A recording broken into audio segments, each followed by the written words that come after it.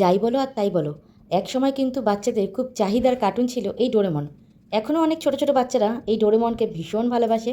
বেশ অনেক দিন পরে এই কেকের অর্ডারটা পেলাম।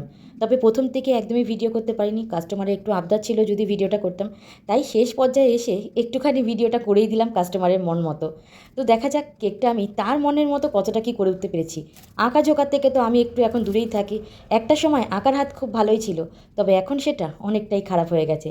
চেষ্টা করি কাস্টমারের মনের মতো করে আঁকাগুলোকে যেন কেকের ওপরে উতরে দিতে পারি। তবে এইটা যখন আমি রেডি করছিলাম, আমার কিন্তু সেই মেয়ের ছোটোবেলার কথাটা খুব মনে পড়ছিল। এই কার্টুন দেখিয়ে দেখিয়েই ঘন্টার পর ঘন্টা মেয়েকে নিয়ে বসে থাকতে হতো খাবারটা নিয়ে।